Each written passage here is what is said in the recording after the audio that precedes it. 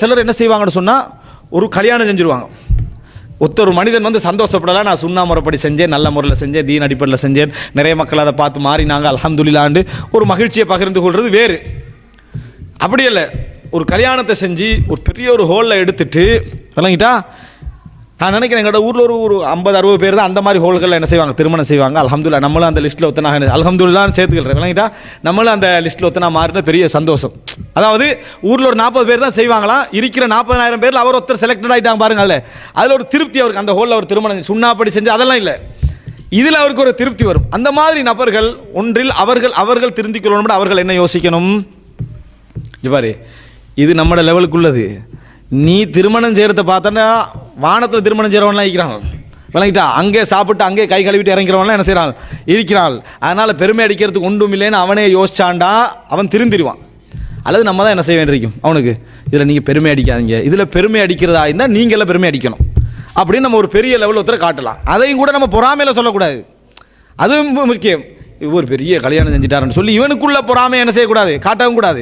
நம்ம அவன் திருந்தனுமனு நினைச்சவன் சொன்னான், அவனுக்குள்ள அந்த சுய திருப்தி, அந்த தற்பெருமை, அது திருந்தனுமனு நினைச்சவன் சொன்னால் இதை எடுத்து வச்சா தானா என்ன செய்யும், அடங்கும், தானாக அது அடங்கும். ரசூல் ஸல்லல்லாஹு அலைஹி வஸல்லம் அவட்ட வந்து முறைப்பட்டாங்களே, அல்லாஹ்வின் தூதரே நம்ம கஷ்டப்படுறோம், நம்மளுக்கு பெரிய அநியாயம் நடக்குதுன்னு சொன்ன ரசூலுல்லாஹ் என்ன செஞ்சாங்க, நீங்கள் படுறது கொஞ்சம் தான் சொன்னாங்க.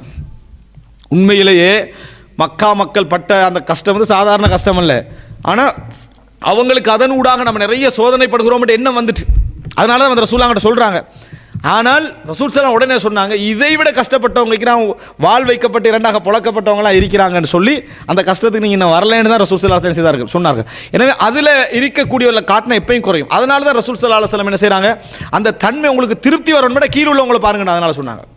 அவனை விட நீ மேலுக்கு இருக்கிறாய், அவரை விட நீ மேலுக்கு இருக்கிறாய். தற்பெருமை வந்து எங்கே பார்க்கணும், மேலுக்குள்ளே பார்த்தா கீழே என்ன செஞ்சிருவீங்க, போயிடுவீங்க.